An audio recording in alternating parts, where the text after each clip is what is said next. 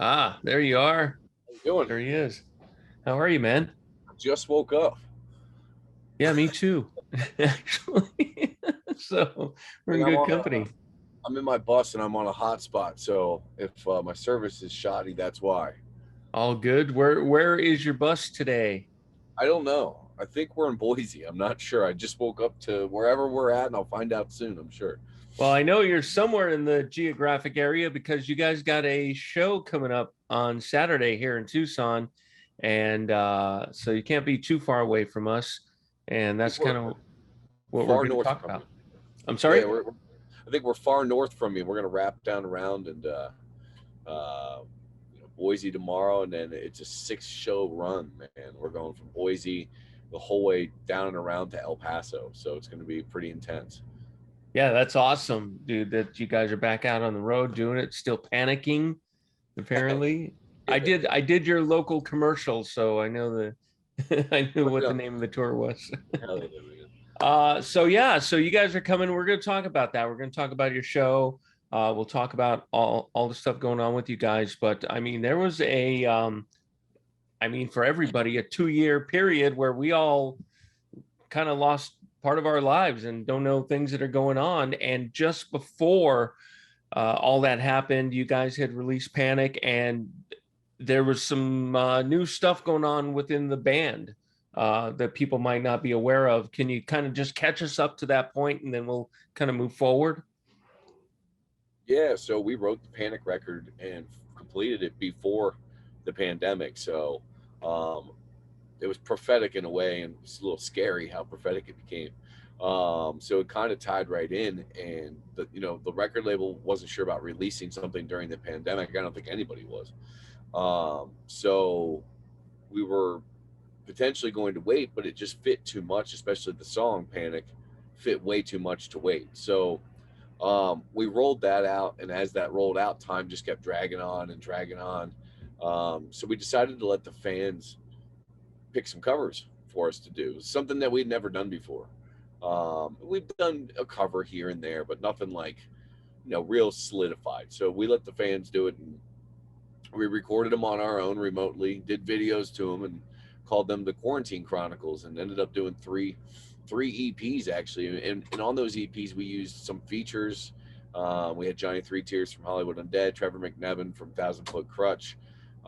We did one with Jen Ledger from Skillet, and we released some of the songs that we had that were sitting on the B sides from the Panic album on these Quarantine Chronicles. So we ended up putting out a ton of material during the pandemic.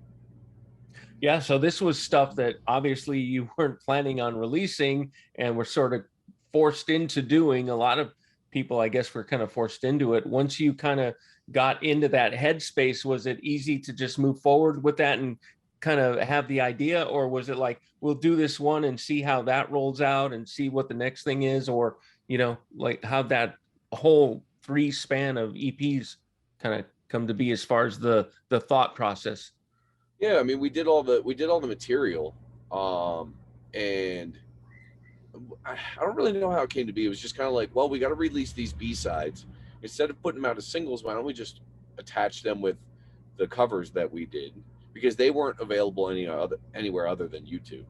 Right. Right. So we're like, well, why don't we see if we can get clearance to some of these covers, attach them with the covers that we did, and release them as EPs, and then just roll them out month over month over month. And everyone loved that idea, so that's what we did, and then we took for each EP we took an old song from our Future album and put it on the EP as well, and it was kind of a joke because. Um, like I forget the order. It was Finally See, Forgotten, Gone Forever, which were the three songs from the Future album that we put on the Quarantine Chronicles EPs. And people were like, "Why did you do that?" And it's like, "Well, look at the song titles. Finally See. We didn't want you to not be able to see that song. It was kind of hidden, and we wanted to bring it out. And it was Forgotten. We didn't want you to forget it. And Gone Forever. We didn't want you to think that song was gone forever. So like we were just, we just had fun, as much fun with it as we possibly could. That's super cool. With the stuff that you did collab wise, you guys did that like, from your various locations type of thing like that? Is it, and did you find that more difficult, or did you find it kind of a new way to work? moving forward, in the way you write and record? Well, it was definitely more difficult, especially for the videos, because I'm the one who did the videos and editing for I never did that before. So, I had to pick up a new hobby a little bit there during the pandemic to make sure that we could get the videos together and everything synced up and looking at least halfway decent. So it was a little bit more difficult. I think when you're all together as a band, you can, it's kind of like a hive mind. You can put all your brains together and create one mind. But when you're all separate from each other, it's kind of just drop boxing things back and forth is a little bit more difficult. Do you find the video editing a skill that you enjoy? Is it something you Yeah, I like? love it. I love it, man. It's I'm getting better at it as we speak, and I'm hoping to be able to do a lyric video for our upcoming album. That's super cool, man. So let's talk about the show. You got the show coming up this Saturday at Encore. You got some cool bands on with you. It's like a 5-band thing that you guys are rolling out here. Are some of these bands new to you? Are some of them old friends? Like, where are these bands in the scope of things for you? Yeah, I mean, never met any of them before this tour. Um, so everybody's new to each other, but it's been great. Fire from the Gods has been around for a while, so we know each Yeah. other in passing, but we've never really met each other. Some of our crew has worked with them, so they know each other pretty well.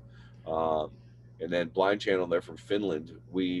Our guitarist is a big fan of anything that's not from America, music wise. So he he discovered them first, and then they had some success on satellite radio here, and then we were like, hey, let's bring the boys from Finland over to the United States. Kingdom Collapse is having similar success right now, and then the opening band Above Snakes. So it's a great tour. It's fantastic. It's people have been showing up. Shows have been selling out. It's been incredible. Yeah, I've been pumping this thing. 3 of those bands I've been playing here for a little bit now. Kingdom Collapse and Blind Channel and Above Snakes. And I can't wait till they come through town. People need to go see this. In fact, you can go to kfma.com and find tickets there for the show.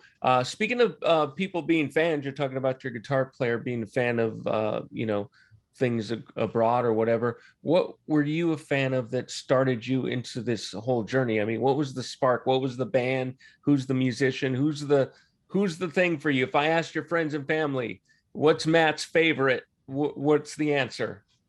They're gonna say Eminem, I guarantee it. Yeah. I mean, he's the one who started me with rapping. I think anybody at that time was trying to rap.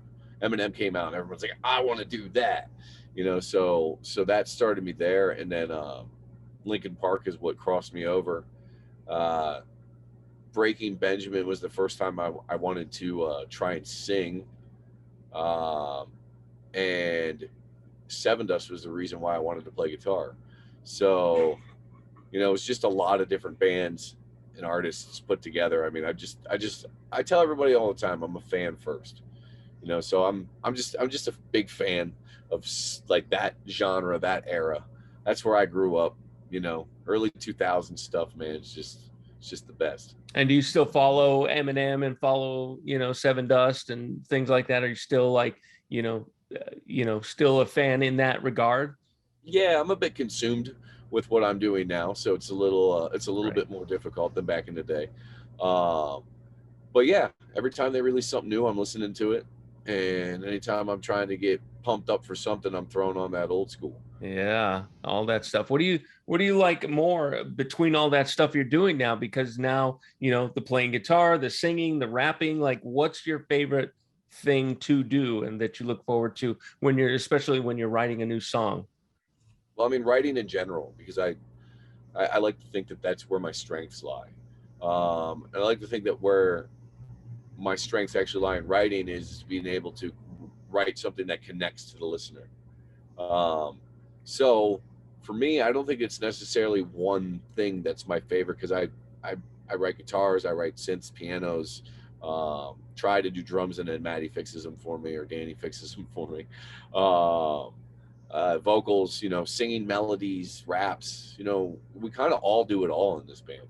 So um, I just enjoy writing overall. It's my favorite part of being a musician is writing music, and then my least favorite part is waiting to release it And then my favorite part again is seeing the reaction. So, it's kind of like a roller coaster ride. That's where you're at now. You're seeing the reactions out on the road. And like you said, the shows have been great. And you're coming here through Tucson on Saturday. Have you, I don't even know, have you been to Tucson? Do you recall? I'm not even sure. Years ago, we played there with Atreyu, and I Mm, don't remember the name of the venue that we played at. possibly the Rialto. It was Sounds possibly familiar. that, Might have maybe been that. something like Yeah. that. Yep. But yeah, because I don't recall, but I know a lot of people are looking forward to the show. I've been hearing from people. So I know you're going to get a good crowd on Saturday night. Again, you can go to kfma.com, get those tickets there. Matt, it has been a pleasure, and I hope we can do this again sometime. Dude, totally down, man. Maybe I'll be awake more than an hour or two before we You before we got talk. you got any socials where people can follow you? From ashes to new, man. Anywhere from ashes to new. So that was when we lucked out with the name. We're the only one, so it's easy to find. Awesome. All right, man. We'll see you on Saturday. Have a good one, man. Man, Safe thank you. travels. See you later.